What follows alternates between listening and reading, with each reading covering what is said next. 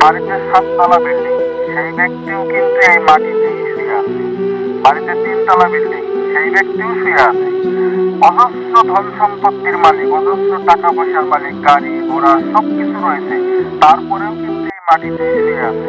আর অন্যদিকে যাদের কিচ্ছু নাই, খেরের ঘরে থাকে, বাঁশের ঘরে থাকে, না টাকা আছে না পয়সা আছে, কোনো কিচ্ছুই নাই, সেই ব্যক্তিও কিন্তু এখানে শুয়ে আছে।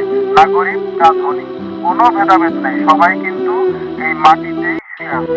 আসসালামু আলাইকুম, আমি আব্দুল রশিদ শেখ ইজতেমা প্রাঙ্গণ থেকে এই বিশেষ প্রতিবেদন আপনাদের জন্য তৈরি করছি। যদি ভিডিওটা ভালো লাগে আর কথাগুলো যদি সত্যি হয়, তাহলে আপনারা বেশি বেশি করে এই ভিডিওটা শেয়ার করবেন।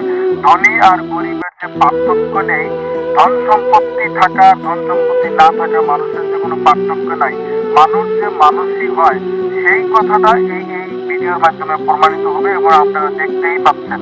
হ্যাঁ, এটা হলো আমাদের নামনি আসামের ধুবড়ী জেলার আলমগঞ্জের যে বিশাল ইজতেমা, সেই ইজতেমা প্রাঙ্গণের আজকে আখেরি মোনাজাত। সেই মোনাজাতের আগ মুহূর্তে মানুষ এভাবেই অপেক্ষা করছে মাটিতে শুয়ে শুয়ে, কখন সেই মোনাজাতের অংশীদার হতে পারবে এবং আল্লাহর ইবাদত করতে পারবে এবং আল্লাহর দিদার লাভ করতে পারবে, সেই আশা নিয়ে প্রত্যেকজন দিনই ইসলামী ভাই এবং ব্রাদার এভাবেই মাটিতে শুয়ে আছে। না কোনো ধনী না কোনো গরিব, যার অজস্র টাকা পয়সা আছে সেও মাটিতে শুয়ে আছে, যার কিচ্ছু নাই সেও সেই একই মাটিতে শুয়ে আছে। এখানে ভেদাভেদ বলে কিছু নাই।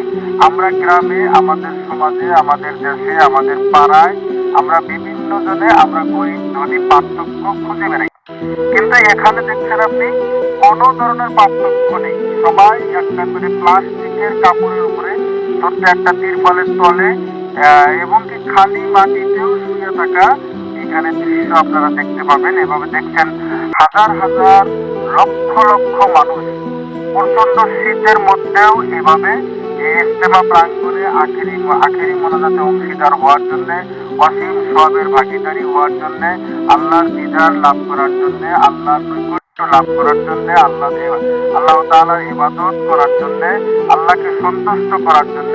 ধনী গরিব কিচ্ছু নাই, সব ভেদাভেদ বাদ দিয়ে সবাই কিন্তু এই ইজতেমা প্রাঙ্গণের এই মাটিতে এভাবেই প্রচন্ড শীতের মধ্যে, আপনারা দেখছেন প্রচন্ড শীত, তার মধ্যে কিন্তু এই লক্ষ লক্ষ মানুষ, প্রায় 20 লক্ষেরও বেশি মানুষ এখানে জমায়েত হয়েছে আখেরি মোনাজাতে অংশগ্রহণ করার জন্য, আল্লাহর দিদার লাভ করার জন্য, আল্লাহর নৈকট্য লাভ করার জন্য। আমি আবারও বলছি, এই দৃশ্য আপনারা দেখছেন আমাদের আসামের ধুবড়ী জেলার গৌরীপুরের আলমগঞ্জে যে বিশাল ইজতেমা, সেই ইজতেমা প্রাঙ্গণের রাত্রের দৃশ্য। রাত্রে এভাবেই